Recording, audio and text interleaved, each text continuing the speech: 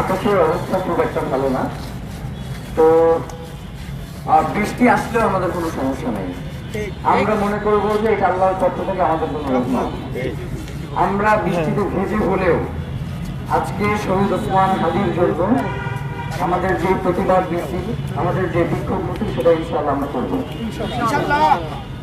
ইনশাআল্লাহ। শুধুমাত্র ওসমান হাদি একটা কথা বলছিল না যে শুধুমাত্র আমাদের মাথায় গুলি না করা পর্যন্ত আমরা থামবো না।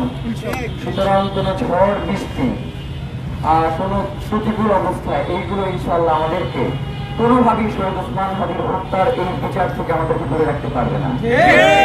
আমরা সবাই যেমন এখন খুবই স্বাভাবিক ব্যাপার, এখন 26 রোজা, আগামীকাল কদর, তো সব মিলিয়ে সবাই গ্রামে ফিরে গেছে, পরিবারের সাথে ঈদ উদযাপন করতে গেছে। এর পরেও যে এই মানুষগুলো শহীদ ওসমান হাদির জন্য এখানে এসে দাঁড়িয়েছে, তো এইখানে শুধুমাত্র 50 জন মানুষ না, এখানে 50,000 মানুষ আমি মনে করি, যারা এই বাড়ি যাওয়ার সময়, ব্যাগ গোছানোর সময়, পরিবারের জন্য কেনাকাটার সময় আজকে শাহবাগে শহীদ ওসমান হাদি চত্বরে এসে দাঁড়িয়েছে।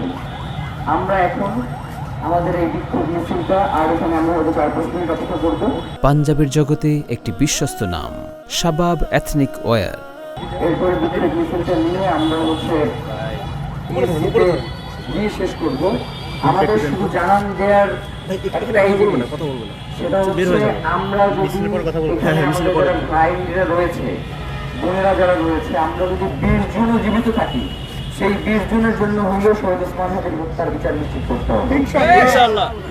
সংখ্যা দিয়ে আমাদের প্রতিবাদের ধরন বা বিক্ষোভ দিয়ে শহীদ ওসমান হাদি ভূমিদেরকে আজকে গ্রেফতার, কালকে গ্রেফতার, রেড নোটিশ, তমুক এগুলো করে দীর্ঘ মেয়াদে চলে যায়, এগুলো চলবে না। আমরা কোনোভাবে শহীদ ওসমান হাদি হত্যার এই প্রক্রিয়াকে কোনো মিস্টিরিয়াস কেস হতে দিব না।